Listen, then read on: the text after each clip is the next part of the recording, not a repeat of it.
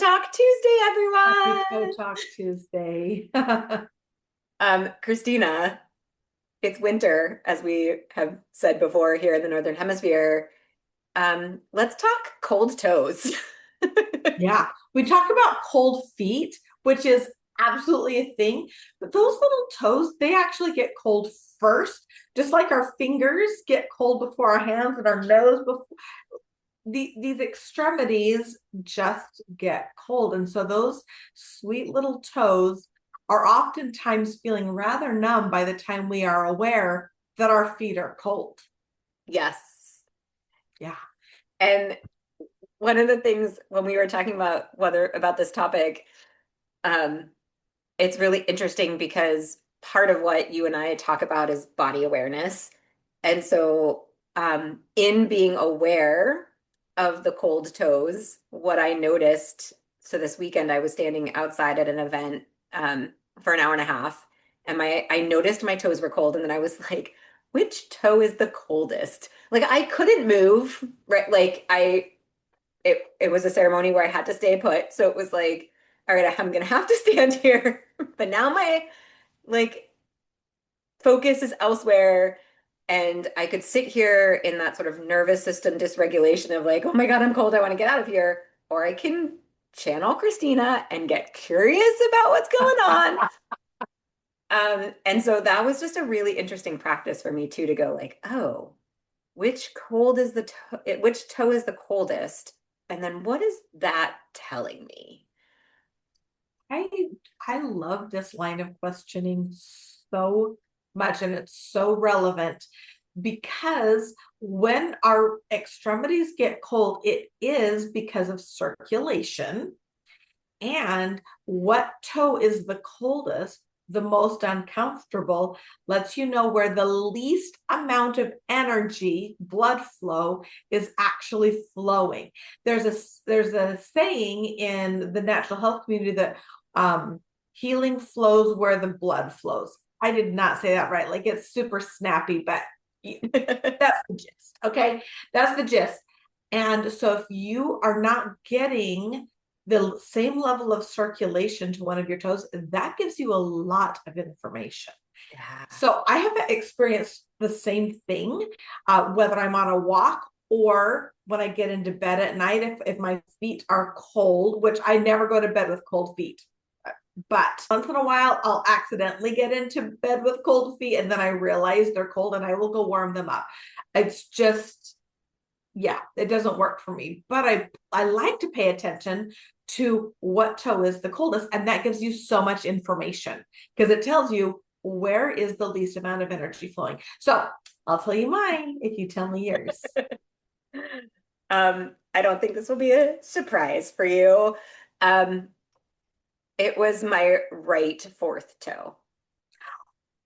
Oh my goodness, that's mine too. No My way. right relationship toe has been what's coming up for Yes. me this winter. Isn't So that interesting?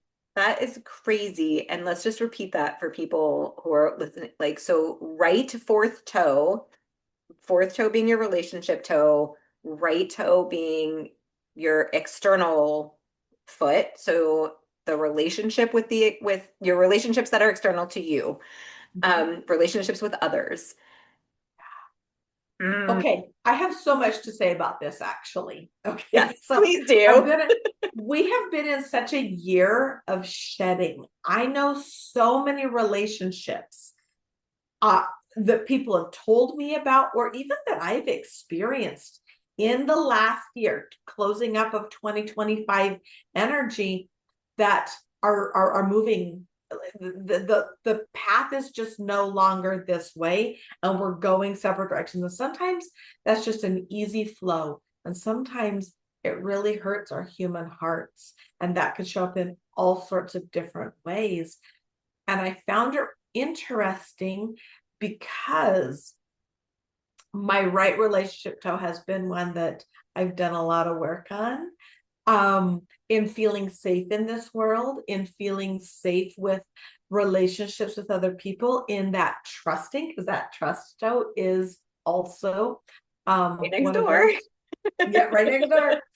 And then even ongoing the nail on that toe, I sometimes will get a little split in, or a callousing on the outside of that toe. So not surprised. And sometimes when you feel like you've done a lot of work on things and then it's comes up for you again, there's that too. Yeah. But definitely, so I would love to hear about your experience, and then what do we do about it? Yeah.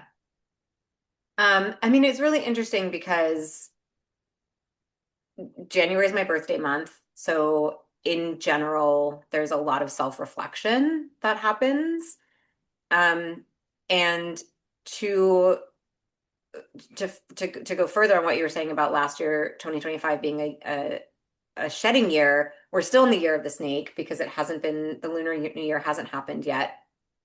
Um, and I almost feel like as we get closer to that lunar new year, right, the snake is like, I'm gonna snap if you don't shed this thing, right? Like, I am not gonna let you ignore what needs to be shed right now. Um, Yes.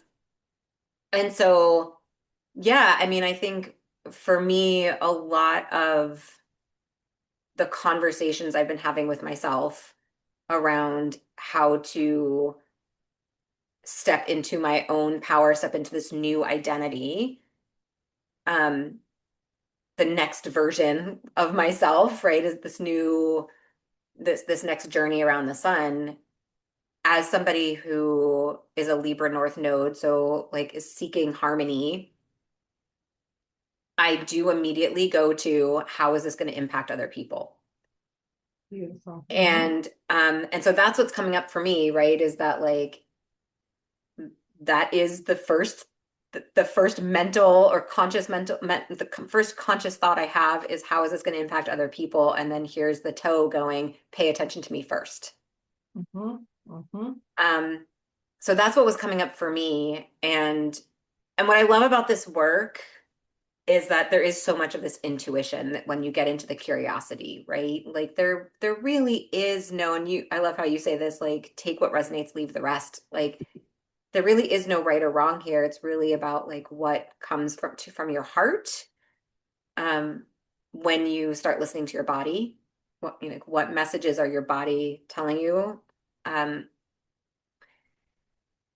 and so yeah, there was definitely this part of me that was like, I'm not sure I want you to be the top that's seeking attention right now. Mm-hmm. Coupled with like, oh, that's really interesting that you're the toe seeking attention.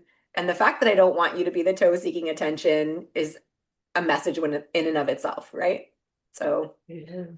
It really, really is. And you brought up so many good points with that. And one of the things that I love the most about toe reading is we're asking our bodies, what's the message here? That's in somatic movement, in any somatic practice, and in toe reading, and even in our intuitive practice with the human design and tapping into our sacral authority, or these other places that we're asking our bodies for a message. And one of the things that I love the most about toe reading is it's really broken down quite simply. You yeah. have 10 toes and you've got 10 energies. And so deciphering the bucket, at least that message is, for example, in our case, external relationships. Okay, I'm not going through the infinite number of possibilities of that message. The message is about external relationships. Okay, now I can really sink in and find out more about that, because we are human and we are our bodies and we are our minds and we are our emotions. Bringing them online, especially I think for you and me, where we trend intellectual, that's a really easy place for us to go. Yeah. One, we've practiced it for decades. Two, we actually like it. We We get actually validated. enjoy it. We Yes, get patted on the head for having like, interesting thoughts and conversations. we do. And I mean, I love having intellectually stimulating conversations with people. But when we can bring this all together into our human and it gets our mind settled, not instead of like the infinite number of possibilities this could be. Oh, it's about external relationships. Oh, this is about the way I'm talking to myself. Oh, this is about my path. It's about my spirit, whatever it happens to be with those 10 energies. It really helps me to narrow it down and be able to sink into those answers more quickly, more deeply, and more intuitively. Yeah, I love that. And so that gets to your question of what do we do with that information? Mhm. Because as So, people who like highly intellectual conversations, we could talk all day long about what it means, yeah, but what do you do? I love that. And what do you do? So, I definitely think depending on what your uh we like to talk about things and we like to give reason and make a story up and give meaning to things. That's fun until it's not, but as long as we're aware of where's the line when it becomes not fun anymore, it's it could actually be kind of a fun thing. And this is a somatic practice. This has to do with the body. So I recommend grabbing that toe in your fingers and simply acknowledging it, thanking it for giving the message. Thank you for letting me know that there's things that are not resonant in external relationships as you're rubbing that toe, asking it to show you what relationships in particular, what aspects of those relationships in particular. You can even start to ask questions. For example, how do I address this? Is this a conversation? Is this a change in behavior? Is this a change in attitude? Is this something internal that if I shift, that will shift? Because there's so many other possibilities. But that toe has shared an informative message with you. It can share more information. It's just waiting to be asked, acknowledged. And remember, our bodies, just because of the nature of being human, will always share messages with you. But the depth of those messages really depends on how deep you're willing to go with it. Yeah. Yeah, I think you said it all. I mean, the part that I would add is like if you like me was like are outside in a place where you can't move and you can't directly take your shoe and sock off and massage it, um, you can still send that love, you can send that energy, you can thank your toe. Um, and then when you get home, massage it, or when you get into a space, you know, into a place where you can. One of the things that I did in that moment was just kind of wiggle them, but with intention, the intention and attention to the fourth toe and how it was moving, rather than just kind of like noticing all the toes. Um, Again, to kind of give that toe the like the permission, the um, I sort of envision it as like five siblings, and you're like, this is the one I'm going to pay attention to right now. I'll pay attention to the other ones, like each in their own turn. Um, and so that's what I did in that moment as I was wiggling my toes. So yeah, it's information that you get through these observations, and then it allows you to get out of your head and get into your body um and at least for me as somebody who is, and I know because you and I've talked about this too, somebody who was so conditioned to be in their head all the time, getting into my body in that practice has helped my anxiety so much. It's helped uh, me get out of fight or flight in the moment. Um, and so it is a really, really powerful practice. Even, I think it was probably like 2 or 3 minutes that I was focusing on it before my attention got turned somewhere else. So it's a Can tiny. I ask what happened in those 2 minutes that you paid attention to that toe? So it was really interesting because one of the things that I noticed, and we'll do another talk about this, um, we were talking about like when uh, how like the how your feet and toes touch the ground. And so one of the things that I noticed was the the toe was not as flexible as the toes around it. And it's a toe that when I don't have shoes on, it seems very flexible. It seems, I mean, it is, it's malleable, but I was very conscious of the fact that like I couldn't fully grip the full range of motion because of the how my shoes were. And so I just got curious about that too, like, oh, and then I kind of did it on the left side and was like, oh yeah, like it's on the left side too, but um so that kind of took me down another path too of like, oh, like what does that say about the shoes that I'm wearing? Like so it was just a kind of a nice stream of consciousness conversation in real time that was happening. So that's one thing I Mm. noticed. And then the other thing that I noticed was the toe did get warmer. Like it did. Um, and actually, even as we're talking, like I'm doing it under the table, and I have the same shoes on, and I'm noticing like that toe is feeling the warmth as I'm doing this, and the other toes are still uh, now feel colder because that one feels warmer. So, Mm. um, I think what will be interesting is after a period of time to us to come back and readdress that toe and see what's shifted in our lives with this additional attention on that toe. Because that's one thing, and I've talked about this before in experiences of paying attention to that certain energy and then really just paying attention to the toe. That's for whatever reason, that's the energy that I have to give to this challenge is that toe, but then how beautifully things evolve out with that toe. If I could just share one last story. So that toe, as I mentioned earlier, is one that I've done some work on. And I had a split toenail on. I was getting a callus. It was really lifting off. And I also knew that there was an important conversation I needed to have with my partner.